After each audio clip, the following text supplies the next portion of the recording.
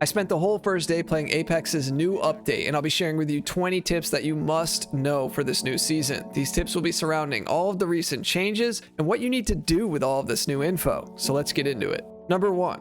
IMC armories are the latest PvE that they have added to Stormpoint. These fortified holds have specters that spawn and shoot back at you. They will drop loot after you kill them. I noticed it seems to drop the same ammo type that it was killed with, which can get a little tricky if your whole team is running different ammo types, but also putting damage out into each specter. Let's just say you may not get that ammo back necessarily. I landed here right off drop with my teammates, and I don't think that is a great strategy. Yes, it is secure from third parties because you can fly out afterwards, but the loot I left with was nothing better than what I could have looted on my own in that same amount of time or less. Also, when you finish fighting them, smart loot bins will become available, and this will drop loot that the game knows you need. The good news is your greedy teammates can't steal all of it. Each bin is assigned to a player on your team. That is, of course, if you fight the PvE together. I think this edition will have its niche use cases, and it's definitely better than a place like Trials on World's Edge, and probably the other PvE on Stormpoint because you really just can't get third-partied in all of it. But it's not something I'm going to utilize regularly. It didn't really seem worth all of the effort, but I could see it being helpful if you were extremely broke one game in a sweaty ranked match or something. Number 2, this is a Newcastle tip. We all know he's the new legend, and his ultimate is very good in a defensive or offensive manner. I recommend assessing geometry and the terrain to make sure you will be able to stick a proper landing and that you also don't overextend into too many opponents without your teammates to back you up. This ult is decent, but teams can work different angles and use grenades or other abilities to make you pay from behind his cover. The craziest part about it is the amount of space Newcastle can clear as he begins to use it and how he can lock onto teammates to assist them. This legend is definitely team oriented, so stick close to the Newcastle on your team this season.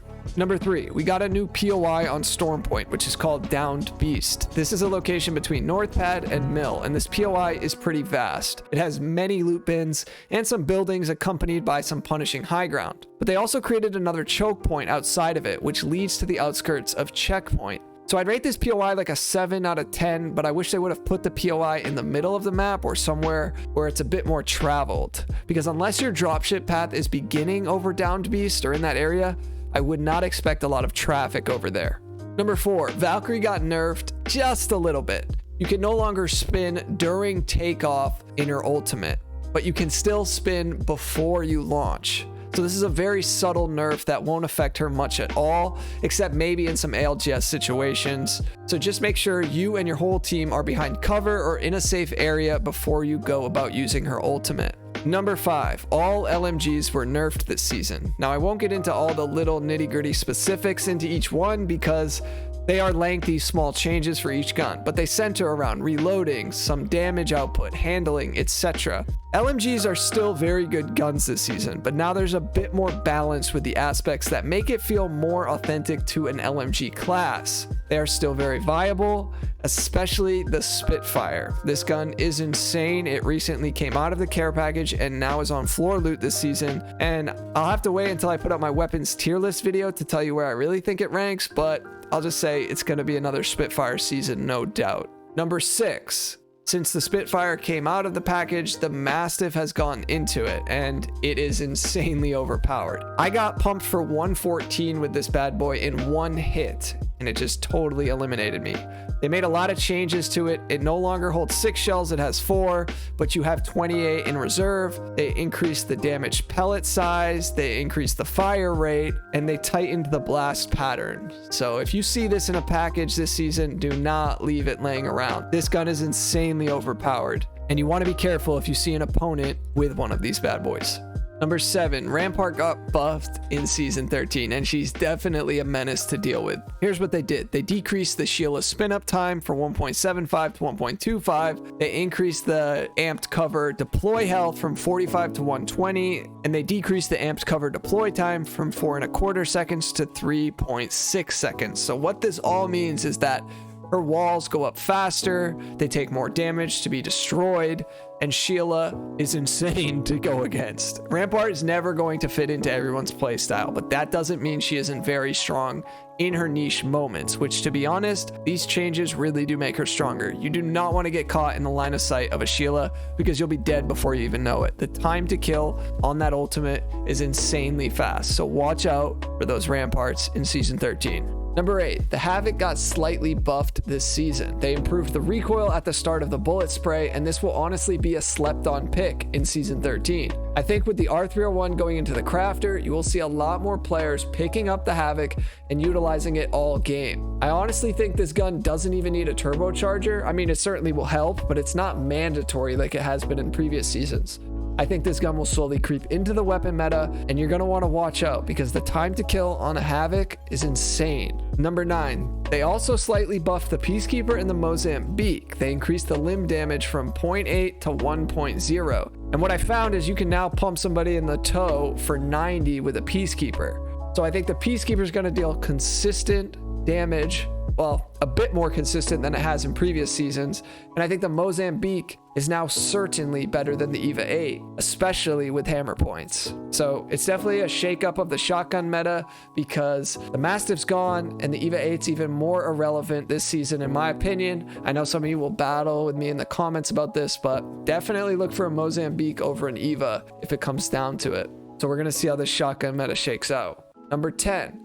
It made some changes to the out of bounds timer and what you're able to do with that. Now, this is mostly going to affect ALGS and higher level ranked. It's not something that's going to be common in your average pub match. So when you're out of bounds on the map, you won't be able to use any weapons, legends abilities, grenades, survival items, healing items, or any passives like Valkyrie's jetpack. So it's really going to shake up the comp meta because a lot of teams will use a Valkyrie ultimate, fly out of bounds, and then jump onto a team with a caustical, a Gibby bubble, or throw a bunch of grenades. I mean, it gets pretty hectic with the out of bounds situations. So this will be interesting to see how this shakes up the competitive scene. Number 11, we got to talk about Newcastle's tactical real quick. Now, this can block friendly abilities, grenades, and gunshots. It's cover on the fly, but it can be easily utilized by opponents too. This will take some time for players to master because it's not OP in nature by any means. So just be careful if you are playing a legend that throws an ability that you don't get it blocked by your own Newcastle teammate.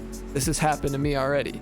It also takes about 360 damage to take out an enemy Newcastle tactical, and this is pretty easily doable with team firing, which makes this ability only decent. I still think the Gibby bubble's better, but if you're going against one, you can out damage it and then take on your opponent, or you could swing wide and get behind it and just be forced to fight the opponent. Number 12, ranked was heavily changed, and I will be making more in-depth videos on this as the season goes on, but for now I'll give you some cliff notes that you're going to need to know. The first is everything is way more team focused. Kill points are shared between you and your mates. The RP buy-in is much higher for each rank, and you can gain quite a bit if you get that top placement with those kill points to complement, but it will take a lot of time. Season 13 rank will center around the time you put in and the teamwork your squad is capable of. Number 13, shield cells and syringes got an 18% nerf when it comes to spawn rate. Now, this was done to free up the loot pool a bit, and so far, I haven't noticed any shortages of these small heals.